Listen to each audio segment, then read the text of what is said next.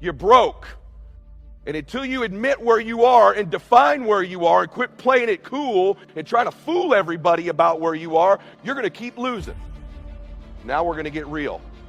If you're not at least at multiple seven figures in this world, you are still broke. Trust me. You need to be in a big damn hurry. Time is running out on you. There's 86,400 seconds in a day. The separator between me and you and people that win and lose is what we do with those seconds. And you're too slow. You're too cool. You're too casual. You think too much. You need to get in a hurry. The separator in this room, you're all learning the same things. The separator is going to be who takes massive action quickly. You stop playing around. I'm looking around this room. Not all of you are 19 years old. Time's running out on you. It's serious. You got a chance to change your damn life with what you're learning here. And not just your life, the lives of your children and grandchildren forever. The choices I made, the work I put in, the difference I've made, my great-great-grandchildren will know the difference. There'll be a portrait of my grandchildren, me and my wife. These are the people that changed our family tree forever. You need to stop letting the damn world push your family around. You get pushed around all the time. And just because you hang around other dudes like you who also get pushed around all the time, it's not normal and it's not okay, and you need to change it. You with me on that? So I didn't come here to entertain you today. I came here to set the stage. You need to quit playing around. The world is monkeying with your family, and you let them. You were 3, 4, 5, 6 years old. There was some point, sometime in your life, you knew you were special. You knew you're supposed to do something great with your life. You knew you were going to make a difference in the world. Somewhere along the line, life started happening, a setback here, someone teased you at school, a divorce, you got into a career someone else picked for you, whatever it is, and you started to settle. You start to make excuses. You start hanging around people just like you, and they make it okay. You know, like when you go to your kids' plays at school, and there's 40 kids up there for the Christmas recital, who do you see? Who do you see? You don't see the other 39 kids. You're looking right at your kid, aren't you? Listen, your kids are doing the same with you. They're watching you. And they're going to get to an age where they figure out who you really are. You can be anybody you want to be. Really, Dad? Then how come you're not? You can accomplish anything in the world you want, sweetheart. Well, why haven't you, Mom? They're watching you. I don't deliver a normal message. I love you. I'm here to shake you up and get you to remember what I say today. Because this information goes nowhere if you don't separate yourself by leveraging the pain of where you are or the pleasure of where you're going. And you best get in a damn hurry. Because you only got 8 years of life, by the way. Just so you know. You only live 8 years. Average person lives 78. You spend 28 of those years sleeping. You spend 10 and a half to 12 of them working. You spend another 3 or 4 shopping, chores, internet, traffic, add it up, you get 8 years. And you're not a newborn, so you got less than that. You got to get in a hurry to make a difference in your life. Time is running out like that. We are living in a generation of the dumbing down of ideas. Because we have traded effectiveness for busyness. We are busier than any other generation we have seen in the last 300 to 400 years. We are just as busy as we can be. And we think because we're busy, we're effective. But I want you to challenge your schedule for a minute and ask yourself, are you really being effective? Or is your life cluttered with all kinds of stuff that demands you and drains you and taxes you and stops you from being your highest and best self? And are you substituting busyness and all the chaos that goes along with busyness from being effective? Let me tell you, a bunch of scientists got together, they began to do some research, and they begin to determine that 80% of the things we do are busy things that we do in an area that is not effective. That the average person only spends 20% of their time doing the thing that they are really gifted at, created at, passionate about, excited to do, and the rest of it is all the dismal, dumb stuff that we all have to do in order to survive. Just crazy stuff that we're doing. Wonder what would happen if we would go from doing 80% of things that are busy but not effective and 20% of the things that are really effective, if we would switch those numbers around and only give 20% of our time to the things that we have to do and 80% of our time to the thing that we were created to do. We take all kind of classes for money management. We know how to manage our money. We know how to repair our houses. We're working on our hair and our bodies and all of this kind of stuff. We do everything except the most important thing is to value our time.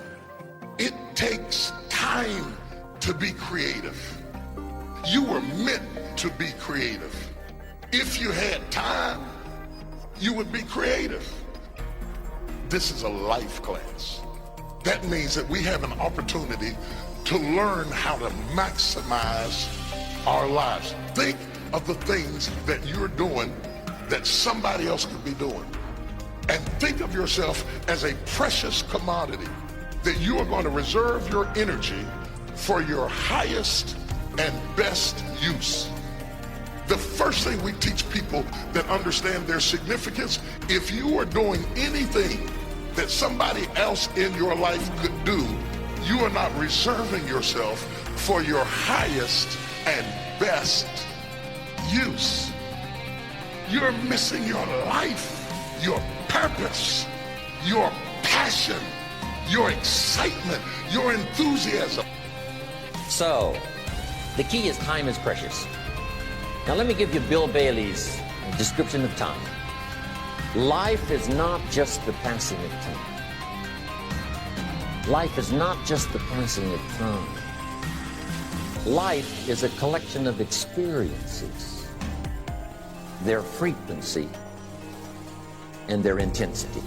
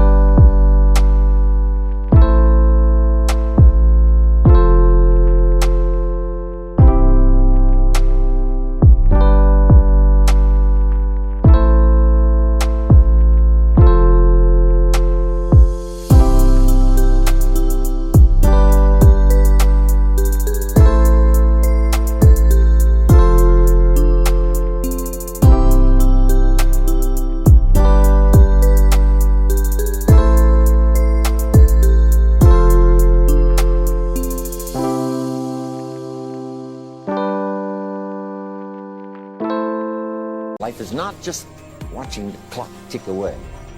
Life is a collection of experiences, their intensity, their frequency. When my friend Mark died at age 44, someone says, that's young to die. But what if he lived 4 lifetimes in one? It might not be too young. Whatever the span of your life turns out to be, here's what you want to fill it up with: experiences and the intensity of those experiences. When should you start the day? As soon as you have it finished.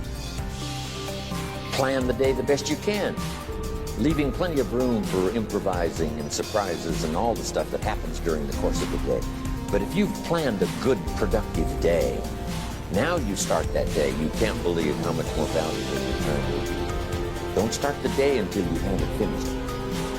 Now here's the next one. Don't start the week until you've had it finished. Now to lay out a week is a pretty good challenge. Next, don't start the month until you have it finished. The places to go and the people to see, the productivity and the sales and the customers and the development and all the rest of what you want to accomplish during the course of 30 days. Don't start the month till it's finished. And then here's the big one.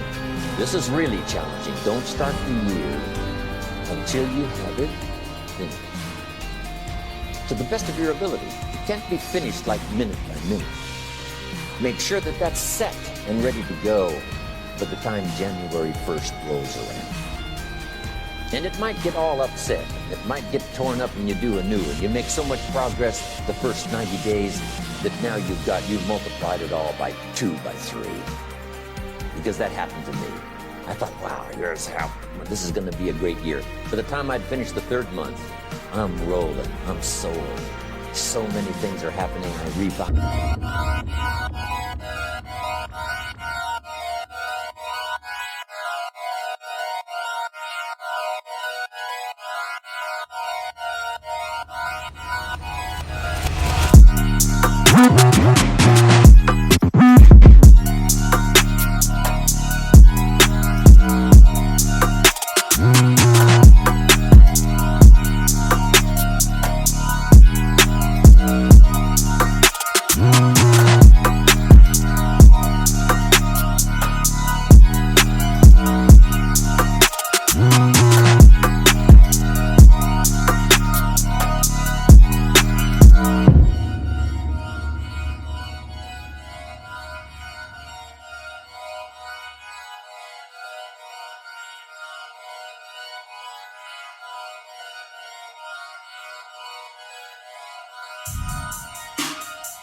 My whole year's fun.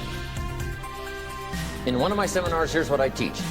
All life forms strives to the max of its potential except human beings. How tall will a tree grow? As tall as it possibly can. You never heard of a tree growing half as high as it could. No, trees don't grow half. A tree drives its roots as deep as it can, reaches as high as it can, produces every leaf it can, every fruit it possibly can. To the max. Every life form strives to the max, except human beings. Now, why not human beings? Jot this down. You've been given the dignity of choice. You're not a robot. You don't have to repeat this year the same as last year. You can tear up last year's plan, develop a new plan.